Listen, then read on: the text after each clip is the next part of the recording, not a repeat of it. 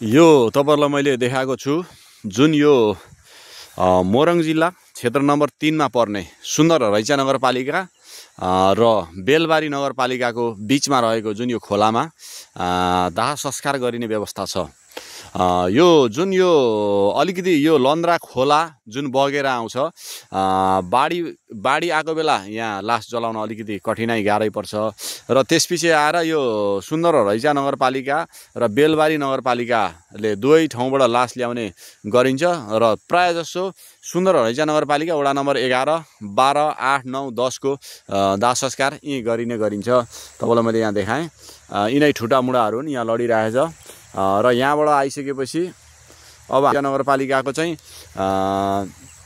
हाम्रो जुन यो मलामी घाट बनाइएको छ, मलामी घाट चाहिँ यतातिर यो जुन खोला छ मैले तपाईलाई देखाएँ, यो खोलाको अलिकति यता यो जुन यो जंगल एरिया छ यो डिलमा बनाइएको छ र त्यहाँबाट सुई आउनुपर्छ। हामी यता यहाँ आयो, यहाँ आइसकेपछि लास बोकेर पारी लानु पर्यो, या त यो बाटो नभई परको बाटोबाट आएर यो जुन सिसौ देख्नु भएको छ सिसौको बाटोबाट सुइया यताबाट लास ल्याएर कि त यहाँ जलाउन ल्याउनु पर्यो। यदि होइन छ भने जुन यो ठाउँमा अहिले जलाइँदैछ तत्कालै र पछि भविष्यमा हामीले बुझे अनुसार भन्दा पनि मैले बुझे अनुसार जुन यो हाम्रो लोहित गंगा घाट छ त्यहाँ जुन 24 लाख लागतमा त्यो भवन बनेको छ, 24 लाख लागतमा भवन बनेको नजिकै यो जुन देखिराख्नु भएको छ यो बगेको खोला यसमा बनाउने भन्ने कुरो भइरहेको छ र आउने दिनहरुमा यदि सुन्दर रैचाको नागरिकहरू जलिरहेको खण्डमा मर्दा या जलाउने बेलामा यो खोला अब्स्ट्याकल भयो हाम्रो लागि। वर्षामा यो खोला परेर पर जुन संगम स्थलमा जलाउनु भन्दा त्यो दुई खोलाको संगम स्थल छ जुन त्यहाँ लास दाह संस्कार गर्नु भन्दा पनि यहाँबाट सिधै जुन हाम्रो सुन्दर रैचा नगरपालिका 11 नम्बर वडाको जुन त्यहाँ जमिन छ त्यो जमिनमा बनाइएको छ।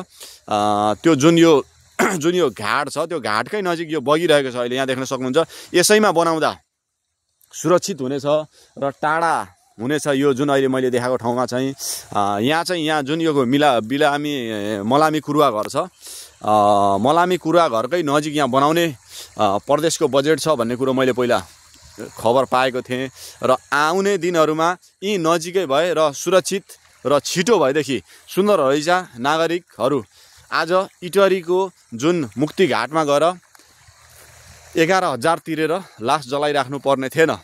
तपाईहरुलाई मैले यहाँ देखाएँ सुन्दर रैचा नगरपालिका वडा नम्बर 11 लोहन्द्रा पनि भन्छ यसलाई, विशेष गरी लोहित गंगा घाट भन्छ।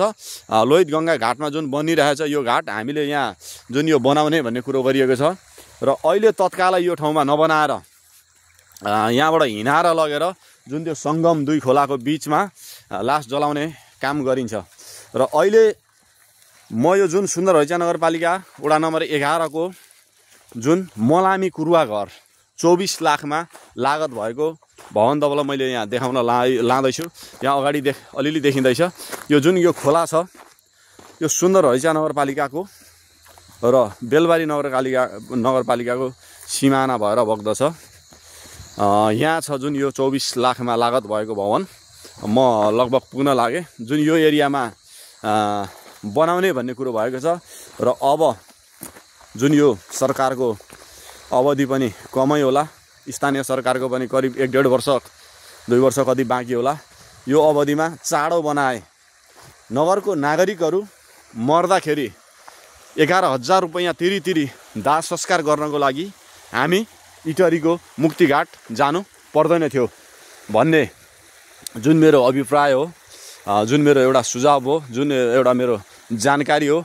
आउने दिनहरुमा सुन्दर रैचा नगरपालिका भित्र जति पनि घाटहरू छन्, पूर्वमा यो जुन म उभिएको ठाउँ आएको ठाउँ लोहित गंगा बीचमा गछिया खोला छ, त्यहाँ पनि केही मात्रामा मलामी लास जलाउने गरिन्छ भने र केही मात्रामा तपाईको त्यहाँको मानिसहरू जल्दाखेरि मर्ने बेलामा जलाउनु पर्ने अवस्था हुँदा हामीले इटरी नै लाने गर्दछौँ। तर आउने दिनहरुमा जुन हाम्रो सुन्दर रैचा नगरपालिका भूगोलले ठुलो छ, जनसङ्ख्याले करिब 80,000 समथिङ भए तापनि यो नगरको नागरिकहरू आउने दिनहरुमा सुन्दर रैचा नगरपालिकाको प्राङ्गण भित्रै जलाउन पाएदेखि हाम्रो नागरिकहरूलाई यही व्यवस्था भए झन् सजिलो हुने थियो। अब तपाईँलाई मैले यहाँ देखाउँदैछु भौतिक संरचना 24 लाखमा बनेको यो मलामी घर। यो मलामी घर देख्न सक्नुहुन्छ। तपाईँलाई मैले यहाँको जुन कतिमा लाग्यो र पदाधिकारी को हो भन्ने कुरो पनि जानकारी गराउँछु। यो यहाँ देख्न सक्नुहुन्छ। ल यहाँ देख्न